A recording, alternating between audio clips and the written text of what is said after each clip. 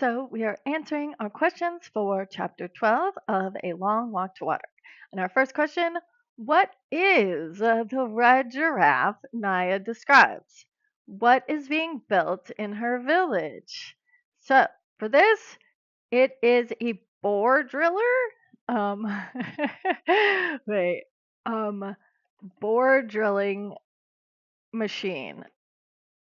So, it's a machine. It wouldn't be like this. It had to be like this that drills super, super deep into the ground to find water in like these boreholes because there's like water under the ground. I'm not a very, I'm not a science person. All right, so for this, we can say Naya calls the borehole drilling machine a red giraffe.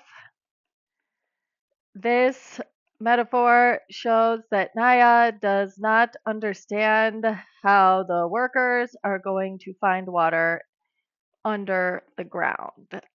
And then we could say the borehole driller is going to be used to reach water deep under the soil. That's what they would use.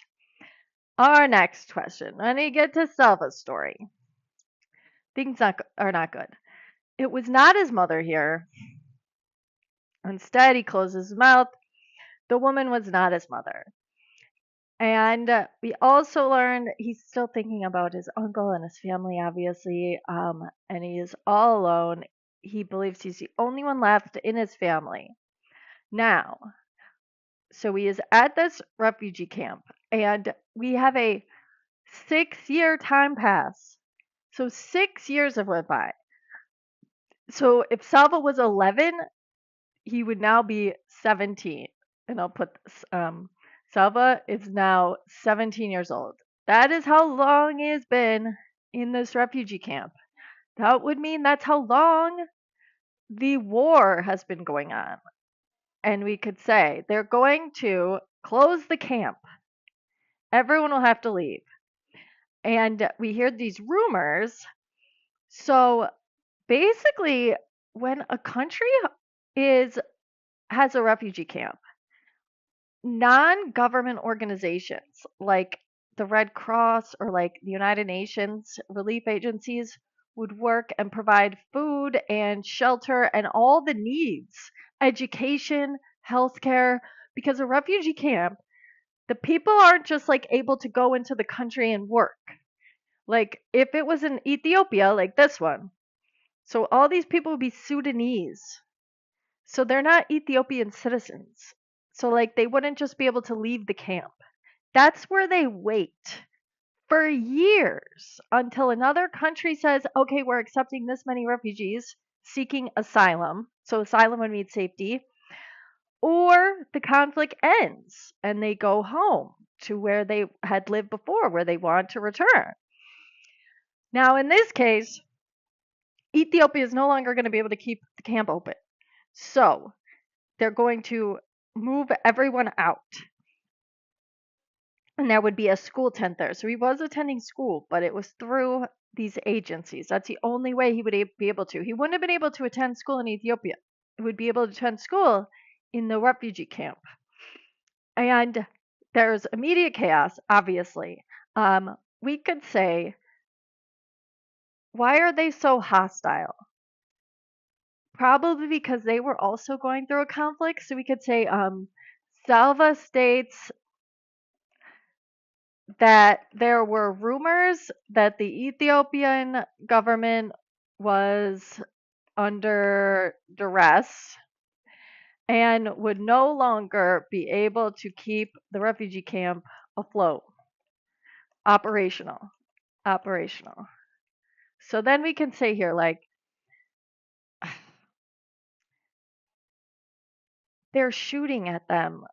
That's really bad. I mean, firing at the people to get them out, you could characterize that as very cruel and heartless, or you could say you don't really know. We weren't that in that experience, but they were driving them forced back to Sudan over this river, through this river, where there was crocodiles and currents. So you could say the soldiers may have been under stress from their superiors to remove the residents of the camp, or they just showed this cruelty towards the Sudanese refugees. And the soldiers that forcefully removed the refugees could be characterized as heartless and cruel. You could really characterize them either way, following orders, and that's what happens in these types of situations, or they were cruel. They could have definitely went about this in a better way than firing at people into a crocodile infested river. I want to say that could be. But you also, I mean, someone was telling them what to do. So they were either following orders, doing their job, dedicated soldiers, you could say, or cruel and heartless. Um, and then we had this question and this question pretty much go together, but we could say something along the lines of you would write, Salva, at the start of this chapter, actually, why don't we look? So at the start of this chapter, the year was 1985. At the start of this chapter, the year was 1985 for Salva. However, by the middle, the time shifted and the novel is now set 6 years into the future.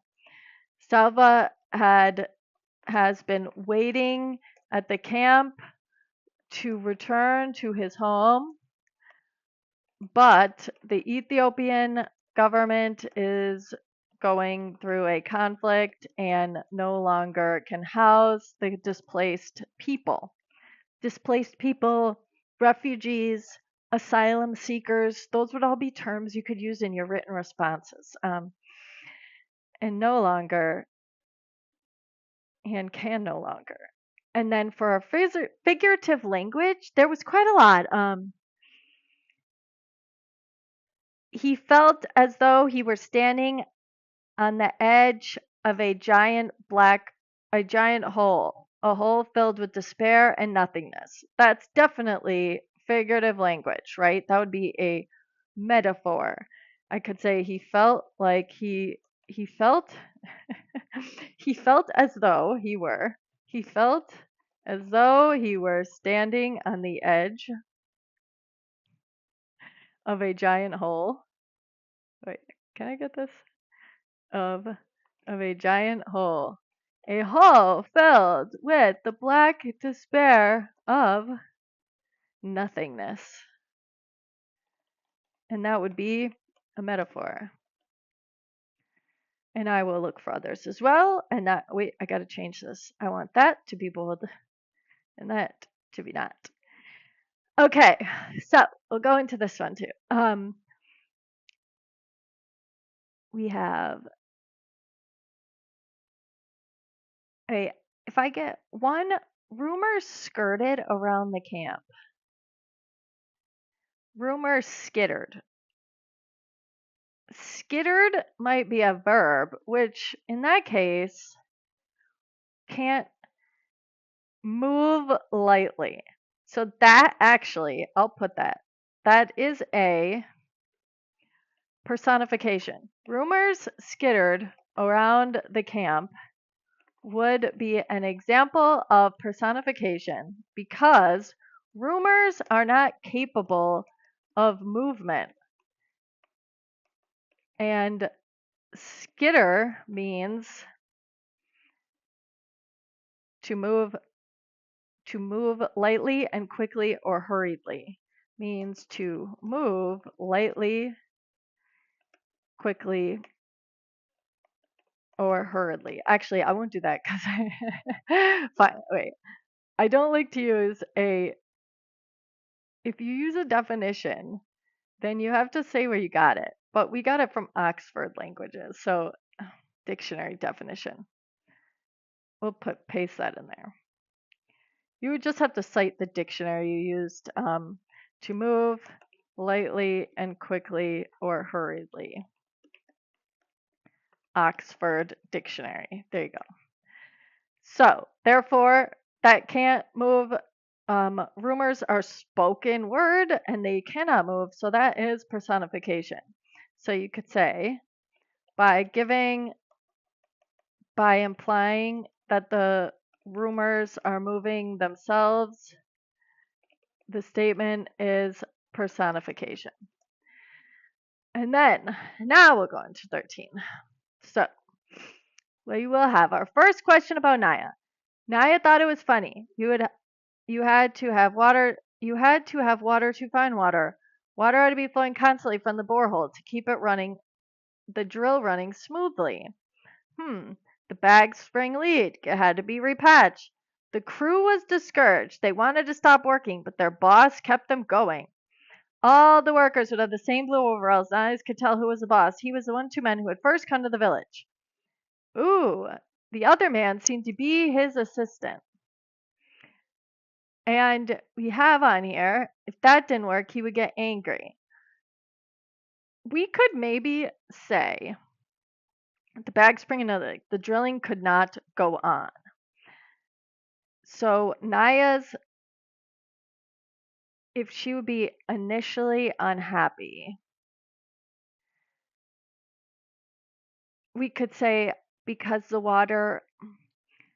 wasn't coming out the way that she wanted to. Wait, and then technically, well, in chapter 14, it's going to tell us that the water came out brown. All right. I should probably put that question with this one. Here it is. This wasn't water the workers had been piping in a borehole. This was new water, water that was coming out. Everyone cheered at the sight. They all laughed. They were drenched. But as Naya watched the water spraying out of the borehole, she frowned. The water wasn't clear. It was brown and heavy looking. It was full of mud. So we could add that question. I might put that question to chapter 14 because that's when she finally that's when she sees our water. And we had said I might characterize her as a pessimist, but that really is only because you could maybe say she's a realist. So a pessimist would be somebody who always sees things negatively, and an optimist would be someone who always sees things positively. But considering Naya's experiences in life, I it's a little bit expected that she could be a pessimist because nothing good happens to her, and especially when it has to do with water. So we'll go back to that one. So for chapter 13, how much time has passed for Salva since he fled his school in chapter 1? Well, we would have known. Wait, we got to double check. Ooh, at this point, we have chapter 13. How much time has passed? I want to say around 10 years. Wait, so we knew it was 6 years last time. We could say several years has passed. But we'll skip that one for right now. So we have, if you've watched the video about the River of Hungry Crocodiles, we want to use imagery, this is a very upsetting question. So if this upsets you, you don't have to do this one. You could say when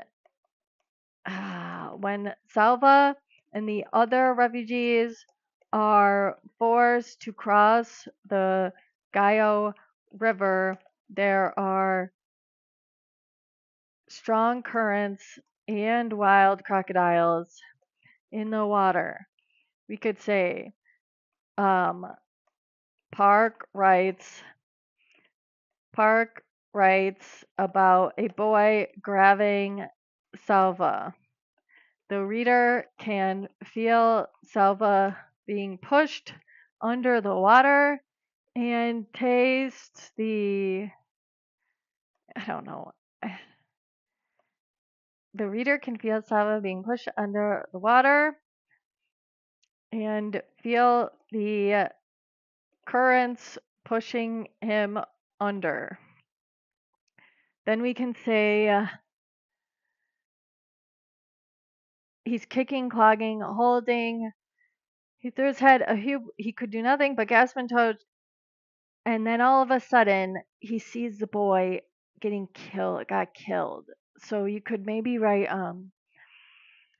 the reader can see the surface of the water and the many people fighting to survive. Um, the water with is stained red with the blood of people being shot at. The scene graphically is the scene is horrifying as the reader can also hear the calls for help and screams of the victims. That's a dark one. All right. The reader can see the surface of the water. Of the water. And that's how you could do it for your imagery. And then we have what does Salva continue to walk for despite losing his entire family? We know, so as our story goes on, Salva is becoming what we call a dynamic character, right? And now he's walking again. He doesn't know where he's going. There's still the war in Sudan, can't go back to Ethiopia, and now he learns they're supposed to be going to Kenya. So Kenya will be a neighboring country. And we know that he says he's going to walk. He does not know anything really. He has no plan here. Now, here's where things start to, I guess you could say it's heartfelt, but it's still sad. Um, Crowds of other boys are following Salva. So now at this point in the story, Salva starts walking and he's just determined to walk. And some of the other boys following him at this point are as young as 5 years old. And they remind him of his family. And they're still traveling through the fighting and the bombing were worse during the day. So they're literally traveling through a war zone. Um, and then they are getting lost. Salva says they've lost count on how many times they got lost. Every group has horrible stories, attacked by animals. So this is a very, very dangerous situation. Not only the war, but then you also have just the nature, your terrain. Terrain is just where you're walking. And at this point, Salva is determined. So you could say that he learned this possibly from his uncle, because his uncle was this leader of the group. So you could say Salva is determined to reach Kenya, where there are other refugee camps. You could say he is inspired by his uncle's leadership and the death of his friend Mariel. You could say inspired by his late uncles because his uncle died. That would insinuate that his uncle died, even though obviously we know that. You're doing the study guide for me, but we could put it in there. Just you would maybe assume that whoever reads your answer choices may not know everything, right? So you want to try to give important information because if his uncle was still here, he wouldn't be this leader. So it's important we say his uncle had died. And then his reasons, his family, and now the other boys, he's going to encourage them, coax them, persuade them. Coax would just be to like encourage someone to do something, to ask in an encouraging way. That would be what coax would mean. I'll put that here for you. Coax. Ask in an encouraging way. And also, you could say, so he's doing this for the boys, for his family's memory. And we could also say he did it, because he's a good person. What motivated him to do this? Because people helped him survive. His uncle helped him survive. Salva seeks safety and wait, you could say here like while Salva is walking, he starts being followed by other boys that are also displaced. So his journey and motivation could have been inspired by those he was helping. So he was helped and now he's helping others. All right. And then for this was our is she an optimist or a pessimist? And I would explain here an optimist is someone who always sees the good in life, while a pessimist is known to see the glass half empty. That's where you get those terms, half full. They'll say a same full of glass. When you say optimist, pessimist, glass full. So if we look, an optimist, half full. A pessimist, that's glass is half empty. Here. Oh, wait. And then also there'll be like, here you go. This would be our good one. I'll copy this and put it in our study guide. Oops. Okay. I'll fix it later. So we have an optimist is always someone who sees the glass half full. Good. While a pessimist is known to see the glass half empty. When Naya sees the brown, muddy water coming out of the borehole, she is quickly disappointed. Readers could argue that Naya is a pessimist, but this could be because her life has been full of adversity and struggle. And then we had the how much time has passed. So we had 6 years, and I'm going to put here um, 6 years time has passed since Salva fled his first grade classroom. Wait, I don't know if it was first grade. Since Salva fled his classroom due to fighting. Salva has become a dynamic character because he went from someone who needed protection and guidance to a character that is providing protection and safety for others. And that's why you could say he is dynamic. 6 years have passed. All right. And then we'd add, it was hard to keep. Ooh, that's sad. So explain the following passages, figurative language. It was hard to keep hope alive when there was so little to feed it. So this is an example of personification because hope is not a living thing that requires food to survive. Hope is an idea, so it wouldn't require nourishment, aka food. So now you could say this use of personification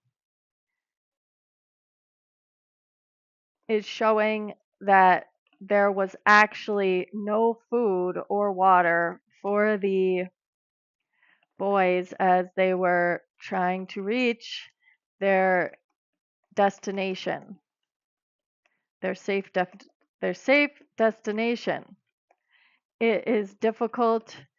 It was difficult for Salva to encourage them because without food or water, their level of hope and motivation to continue was minimal.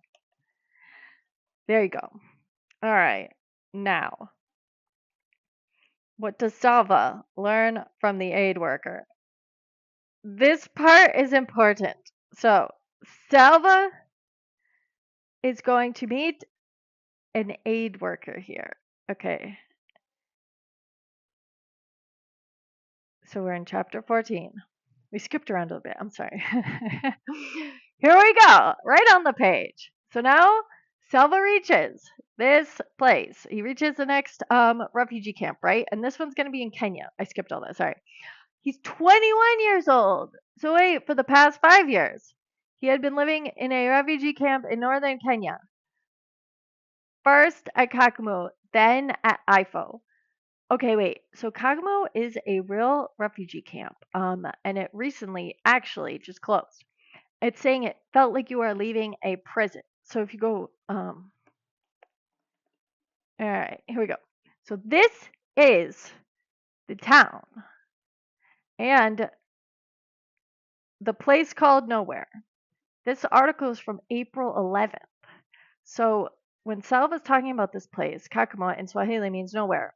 But for over 250,000 refugees, this place is not just a spot on the map, it's a sanctuary. A sanctuary is a safe place or a temporary home.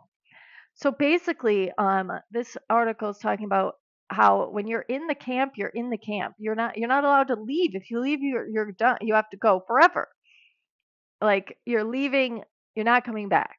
And there are shops and things, but everything's like brought in. There's not a lot of opportunity. If you're going to work, or I mean, your job is because an aid organization is like helping make that job exist. Like, and if you're going to school, it's because an aid organization is employing the teachers. So there's not opportunity. You can't attend college in a refugee camp. There are no colleges. Um, and this is a lot. So there were families who had managed to escape. Most of the refugees were orphan boys and young men. And then you have the local people wouldn't like it. And they're coming in and stealing because the refugees aren't going to have any rights in Kenya. They're not Kenyan citizens. You're not technically, they're still Sudanese citizens, but they don't live in Sudan and they don't know when they can go back. So that's why you could have like this discrimination or likelihood of like victimizing them. Um, and then, so when we learn after 2 more years, Salva decided to leave the camp. He had heard of another refugee camp where he hoped things would be better. Once again, Salva and a few young men walked for months, but they reached Ifo and found it was the same. Always hungry, never enough food. Many were sick. Few medical volunteers could not care for everyone who needed help. Salva felt fortunate at least he was in good health.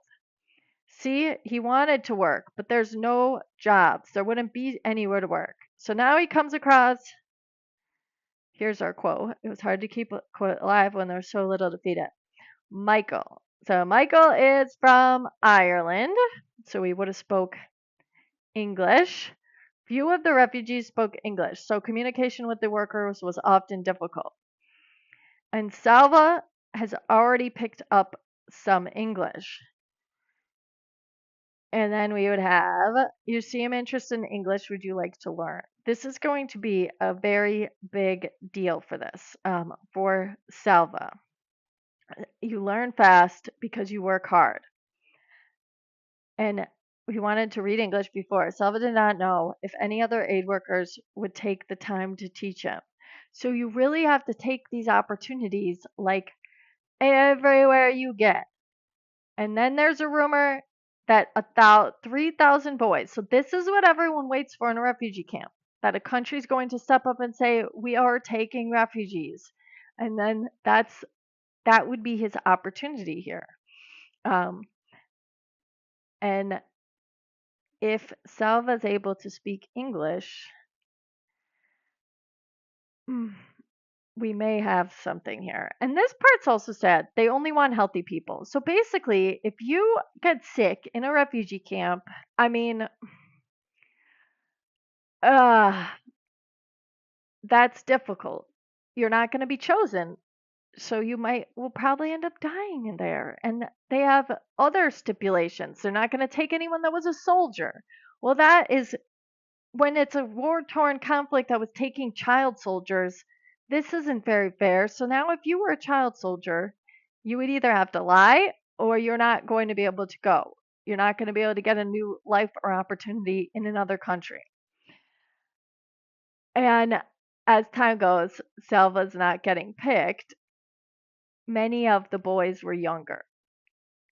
So this could have been like an adoption kind of thing happening. Except at the end of chapter 14, we find out that Salva is going to America. And that we'll leave on chapter 14.